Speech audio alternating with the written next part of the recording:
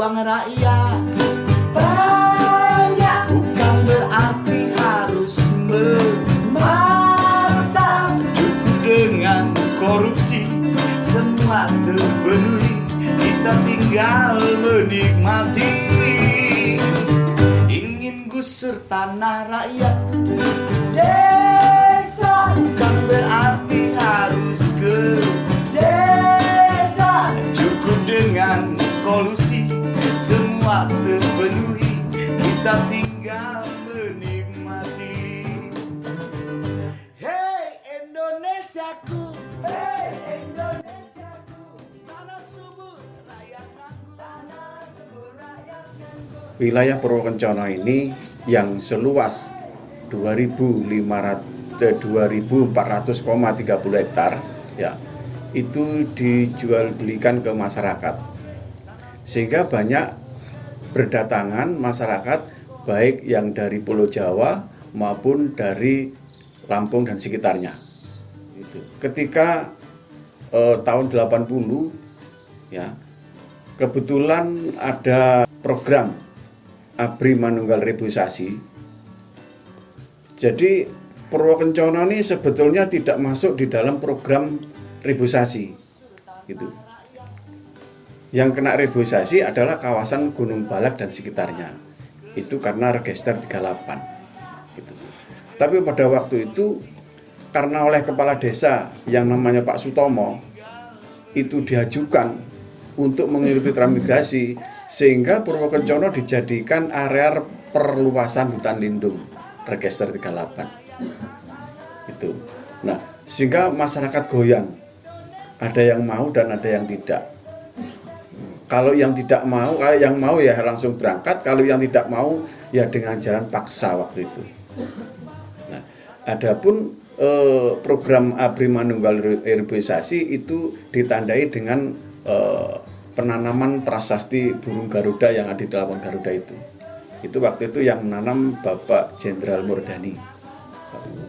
Nah, cuman orang-orang yang bertahan tidak mau diterangkan itu mereka bersepakat untuk memperjuangkan Purwo itu supaya Purwokencono dikembalikan.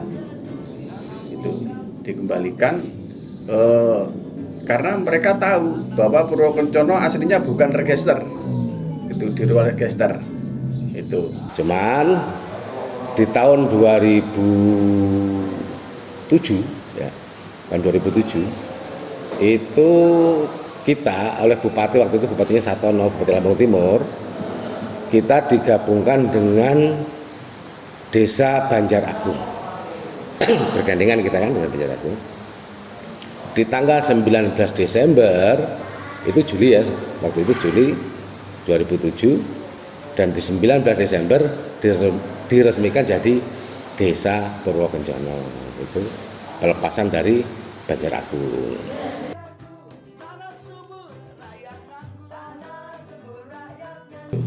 Nah, ketika mereka berjuang pada waktu itu, pas kebetulan era reformasi tahun 1998, warga Purwokencono mengadakan unjuk rasa.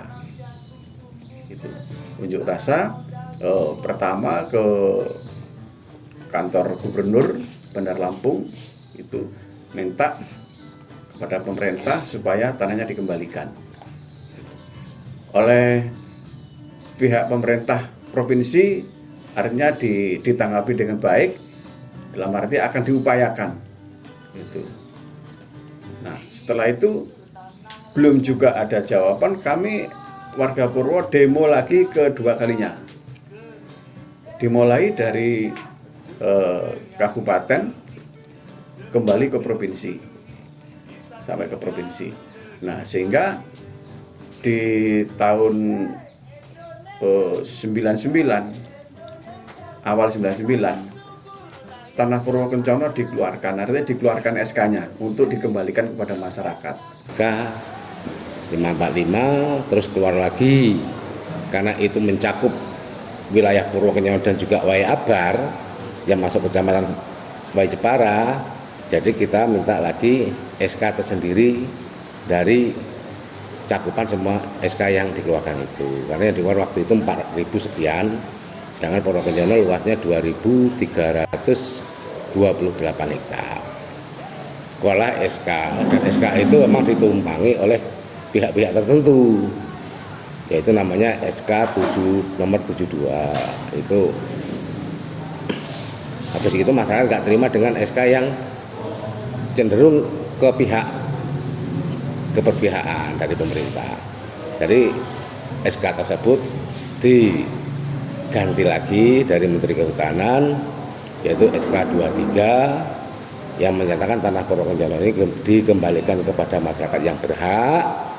Cuman tadi pengurusannya, pengaturannya diserahkan oleh pemerintah ke pemerintah Provinsi Lampung. Tapi ya itu tadi, Provinsi Lampung kalau disuruh menyelesaikan, katanya otonomi daerah Kabupaten Lampung Timur. Kabupaten Lampung Timur SK-nya jelas pemerintah Provinsi Lampung. Jadi ya sampai sekarang masih banyak yang ngambang. Tapi di dalam perjuangan masih juga terkendala oleh wilayahnya, oleh tanahnya, yang sampai sekarang tanah ini masih dalam sengketa antara warga dengan ahli waris. Nah, ketika tanah itu dikembalikan, ahli waris kan ada yang ngeklaim bahwa ini tanah nenek moyang saya. Perjuangan ini kami juga belum lupa bahwa ini juga ada peran sertanya dari Yabima juga. Sampai sekarang ya, tanah Purwokerto ini hak kepemilikannya itu belum jelas. Jadi masih ada di pengadilan itu persengketaan antara warga dengan kedua ahli waris. Kenapa ahli waris selalu mempertahankan waktu itu? Dia berani mengaku bahwa dia punya tanah ini karena dia punya katanya surat wasiat katanya.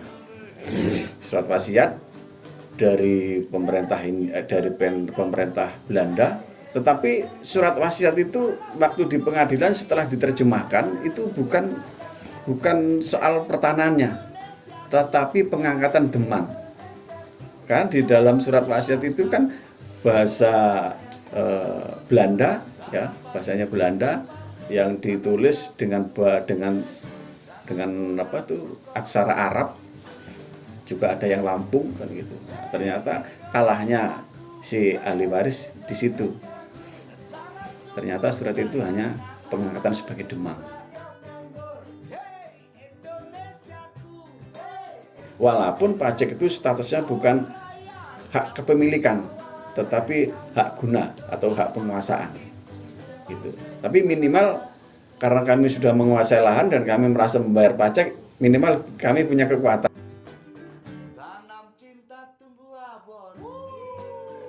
Kelompok Multi Baliwo itu dibentuk tahun 2002. Kebetulan waktu itu ada program pembentukan kelompok tani melalui Dinas Pertanian yang judulnya itu pembentukan kelompok tani domisili. Nah, kelompok Multi Baliwo itu menjadi bagian pembentukan tahun 2002 waktu itu. Kegiatannya ya lingkup pertanian, dan tahun itu mengawali terbentuknya kelompok di seluruh desa. Ada sekitar 4 kelompok tani yang salah satunya juga Multi Baliwo ada di dalamnya waktu itu. Kalau kebiasaan sehari-hari ya bertani, kemudian beternak, terus ada juga yang usaha buruh tani dan bermacam-macam. Ada pengusaha juga, pengusaha di lingkup pertanian, penggilingan jagung dan lain sebagainya.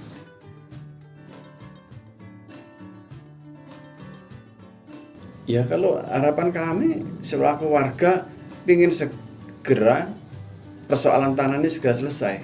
Kalau di desa ini harapan saya kita berusaha secepat mungkin tanah Purwokerto ini telah bersurat atau bersertifikat, itu yang jadi tujuan utama kita ini. Kalau yang lainnya pembangunan tetap harus kita lakukan untuk kesejahteraan masyarakat, terutama untuk pengeluaran hasil pertanian, itu yang sangat perlu. sangat banyak kekurangan pembangunan desa Purwokenjono. Hei Indonesiaku, tanah subur rakyat nganggur. Hei Indonesiaku, sawah rakyat kamu gusur. Tanam padi tumbuh pabrik, tanam jagung tumbuh gedung, tanam modal tumbuh korupsi. Hei Indonesiaku, tanah subur rakyat nganggur. Hei Indonesiaku, sawah rakyat kamu gusur.